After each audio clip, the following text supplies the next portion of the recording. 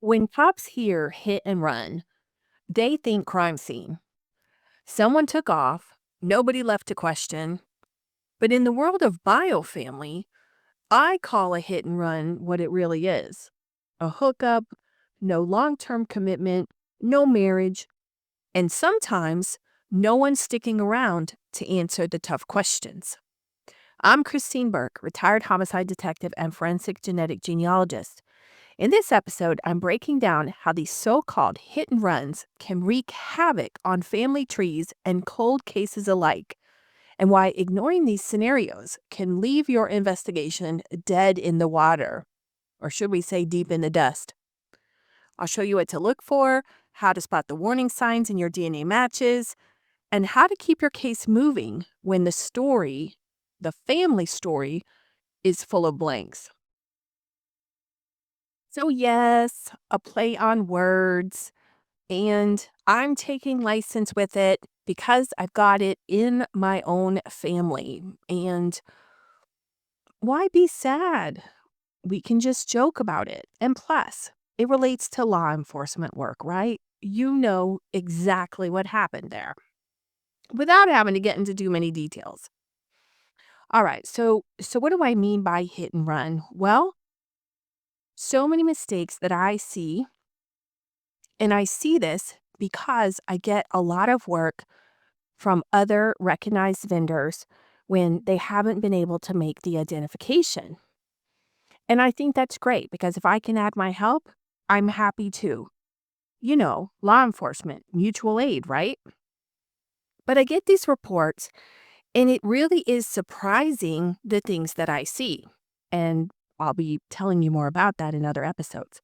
But let's talk about this hit and run.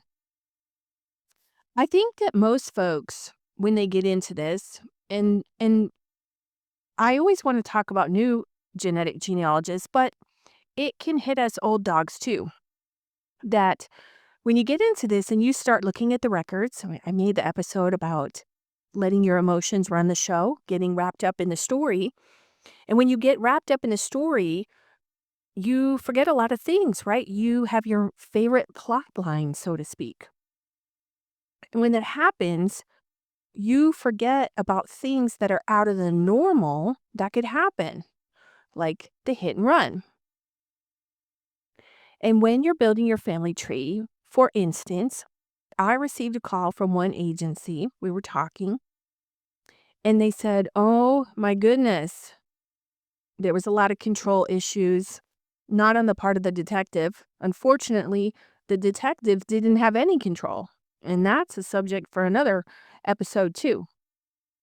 But the detective said that, okay, the matches were returned, the genetic genealogists were doing the work and sending them out for reference testing.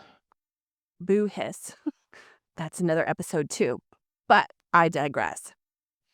So this detective is on the phone and talking to the genetic genealogist, and they're saying, okay, well, you need to go and test this person, this person, this person, this person, and that person. And that's it. Just test that person. And so the detective had to fly all over the country testing every Tom, Dick, and Harry and Sally. And weeks later, guess what?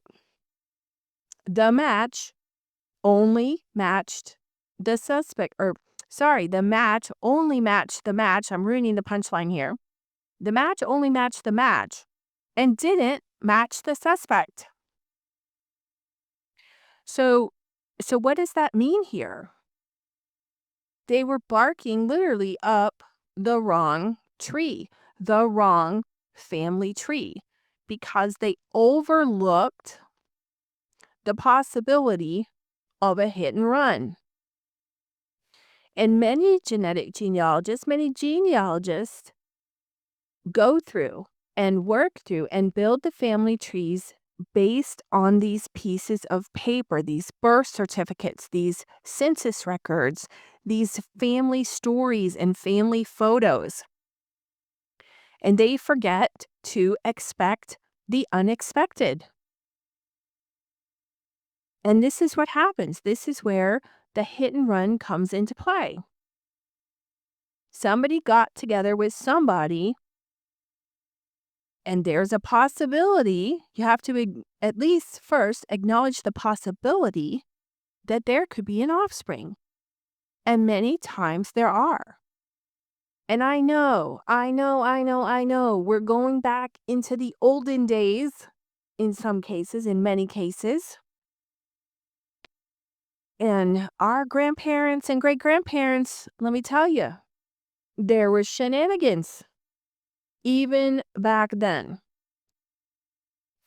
And as I talked about in the Letting Emotions Rule the Show episode, people hid stuff by putting other things down on paper. So just because it's on paper, and this is one of the things that's the hardest for my law enforcement folks to grasp, it's so hard for me, that these documents that we rely on, these birth certificates, death certificates, census records, all this stuff could be completely fabricated. Because a wife didn't want to admit to an affair, or you have an unwed mother, an unexpected pregnancy. I mean, who knows what? And you know what? I don't care. I have it in my family. I don't care. For me, I just cared about my identity. And in the suspect's case, somebody needs to go to jail, right? And in the unknown human, we want to know who they are. I don't care how it came about, right? We want to identify the right people. So when you have the hit and run, you got to work it like a hit and run, right? If you've got something, this is a good analogy. I'm kind of chuckling to myself, but if you pull up and there's one car and it's totally demolished and there's nothing else in the vicinity that it could have hit, what does that tell you? You know, sometimes you see a trail of fluid and taillights and all kinds of other things going down the road.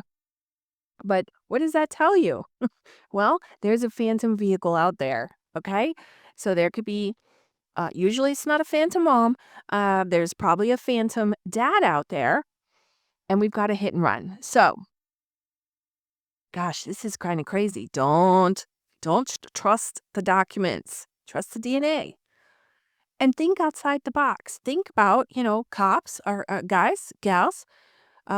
Think about what happens in law enforcement, right? Think about a hit and run. Think about all the possibilities, right? Cops are good at projecting impossibility and what could have happened, right? We don't just hopefully take it at face value. We say, could it be this? Could it be this? Could it be this? Could it be this? So going back to the hit and run, that case that I mentioned, when I went in and I started digging around, I knew because the DNA told me. I don't care what anybody said about who their parent was, what the document said. I didn't care. I went in and I found it. I actually found a different marriage that they failed to find. And when we looked at the surname in that marriage, oh boy. Yes, sirree, they were, we'll say, very well known to the police department.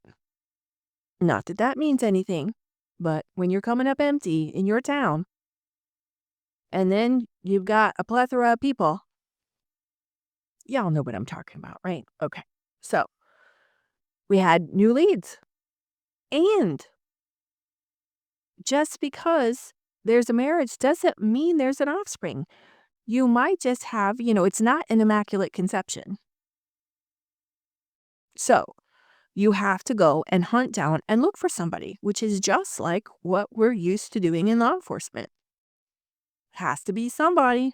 Go and hunt them down and find them and figure out what happened, right? Tie them to the scene, so to speak, and use the DNA, and you will get your answer. So hopefully that's been a little bit entertaining, not too facetious, but yes. Did you work the hit and run? Did you think about alternate possibilities or not? I don't want to tell you to don't trust the records, but don't trust the records. I don't care who the person says they are on paper. I can tell you absolutely who they are with DNA. And the DNA always leads the way, kind of like your canine, okay? So hopefully that's been helpful. If you need any help, always here to help. always there to take care of you guys and gals and look at the cases. Let me know and go get them. Go get them because this is the most amazing thing ever. All right. Have a great day, and I will be talking to you again soon.